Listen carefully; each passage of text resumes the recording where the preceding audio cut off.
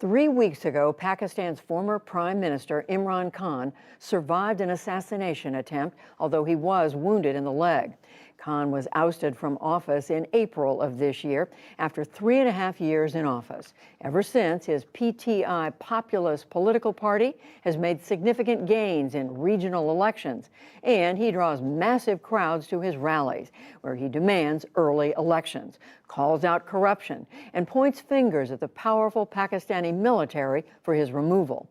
He spoke with Amna Nawaz this morning ahead of another massive march to Islamabad on Saturday. She asked him how he's doing since the attack. Well, I was very lucky. I had 3 bullets on my right leg and some shrapnel on my left.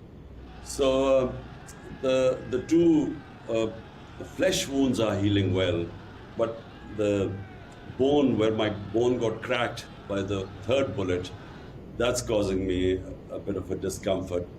But, you know, I expect in the next 2-3 weeks I should be walking, putting weight on my leg. We should mention the protest march that you've been leading, which should end up at the Capitol at your direction, is to call for early elections, which you've been calling for since you were ousted in a no-confidence vote by Parliament back in April. But there are those that argue that your protests and your disruptions, which have gone on since you were ousted, actually disrupt the political and economic stability of the country. There are scheduled to be elections by next summer, I believe. So why not wait until then and run? Well, Amna, first of all, none of my activities have been disruptive. We have public rallies. People come to the rallies. What is our democratic and constitutional right? We talk about the injustice that is taking place in this country, where this cabal of crooks have been foisted on us. And secondly, the economy has gone to the ground. Financial markets outside Pakistan and within the country have lost confidence in this government. And all our economic indicators are going down. So if they don't hold elections immediately, it doesn't bother my party because we are gaining all the time. But our worry is that they will leave the country in a state where it will be beyond anyone's control. On this march, you have mobilized thousands and thousands of people to head towards the capital city. How worried are you about the possibility of violence once they get to the capital city, and what can you do to stop it, if so? Amna, I have done almost 60 to 65 rallies in the last 7 months since I've been out of power. Never has any of my rallies been violent. The only time there was disruption was when this assassination attempt took place. Saturday, when we go to Pindi, actually, rather than Islamabad, it will be a completely peaceful protest. The reason why my strength has grown in Pakistan, why the party has got bigger with time, is because the government has flopped. Now, if it goes the whole way, fine, we will wait. My only concern is that, the way things are going, we could be heading towards chaos. I mean, economic chaos. But experts who look more broadly say that the country's economic dysfunction is not just about any one government, it is systemic. So you were in power for 3.5 years. What did you do to address those problems while you were in office? The two parties have been in power in Pakistan for 30 years. And 30 years, the military governments have been in power. My party came, we only had 3.5 years in government.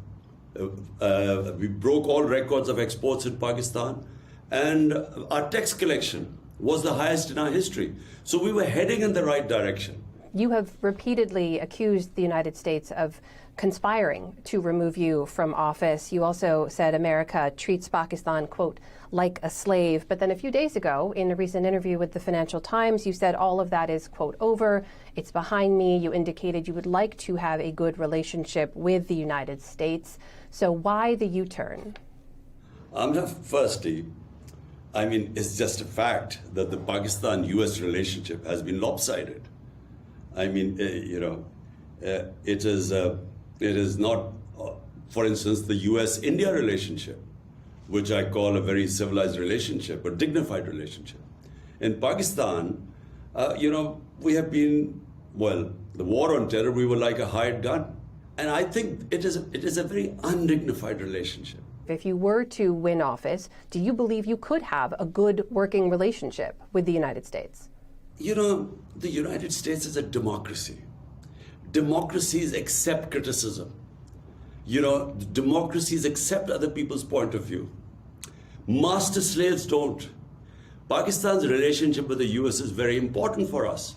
So, just because, the regime change, it shouldn't mean that I should have not in future any relationship with the US. And yes, I have my right to criticize. What about in neighboring Afghanistan? When the Taliban reclaimed power last year, you seemed to welcome them back into power. They have dramatically curtailed rights for women. Today marks 429 days since teenage girls were banned from entering classrooms. Were you wrong to support their return to power? What happens in Afghanistan affects Pakistan. Pakistan needs peace to develop its economy. And then if there's peace in Afghanistan, then Pakistan's future of connecting ourselves economically to Central Asia, it can only happen if there's peace in Afghanistan. But sir, peace at what cost? 40 years people in Afghanistan have suffered. So all our interest is peace, whichever government comes in. For the first time, there is peace in Afghanistan. Now, about human rights, what is the world going to do? Am I justifying it? All I'm saying is, what should we do about it? Are we going to invade Afghanistan again to liberate the women? What are we going to do? The best way is to engage with them, bring them in the mainstream, and then put pressure on them and hope that the people of Afghanistan, and especially the women of Afghanistan, they're strong enough to assert their rights. Give them time. In the last year plus, have you encouraged those leaders to let girls back into school? No, there is no communication. So, if there's communication, we would talk about girls' education and so on. But do you believe that they should let girls back into school? You have a platform here. If you were to deliver a message to them now, what would you say?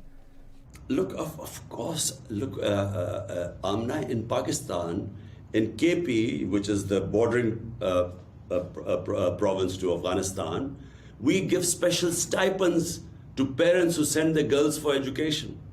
We believe firmly that it's women education that actually builds societies.